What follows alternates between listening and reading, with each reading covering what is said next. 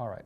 So if we have on our minimum database the pattern of, we've done our blood work because our patient came in vomiting, and we see that we have a low chloride in this particular setting. It's lost it from the vomit, right? Yes, yes, with a certain type of vomit, which we'll cover. But when we see in that vomiting patient a low chloride, especially in conjunction with the high bicarbonate, so that might be on your panel, that might be actually a bicarb or total CO2. That's your marker for bicarbonate or alkaline in the body. So when we see a low chloride and an elevation in bicarbonate in a vomiting patient, that is a huge red flag for potential upper gastrointestinal obstruction.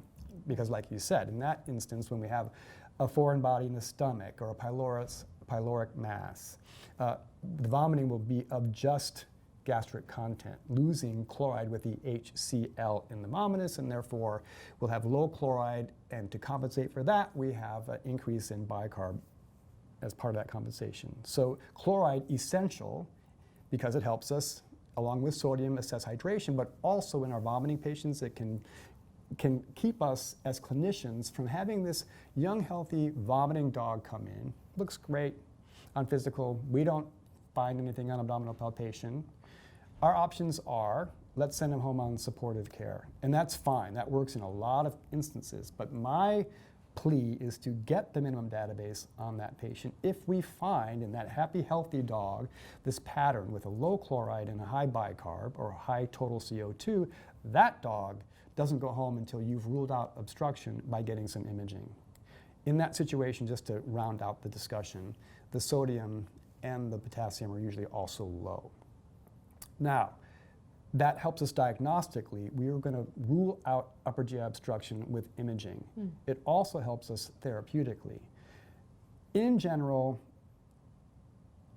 initial intravenous fluids, when necessary, can be any balanced crystalloid, lactated ringers, normal sol R, whatever you want.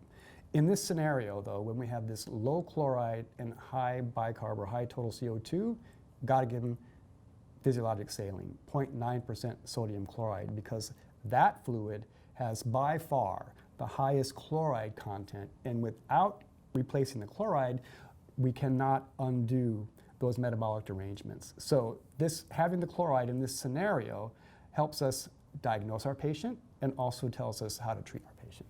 But does that count primarily for the ones who have vomiting due to this upper GI obstruction, or does that count for all vomiting patients? Mostly upper GI, and the reason for that is with upper GI gastric content vomiting, we lose just acid. So that creates a decreased acid, increased alkali situation in the body, metabolic alkalosis with this low chloride. When we usually vomiting includes both upper duodenal and gastric contents.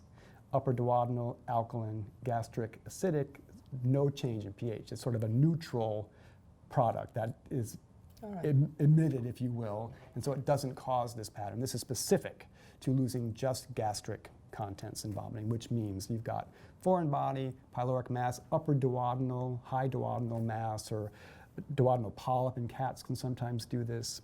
So really, pancreatitis can sometimes do this because the pancreas being adjacent to the duodenum can cause it to become edematous or hypomodal, and then you'll lose vomiting only of gastric contents.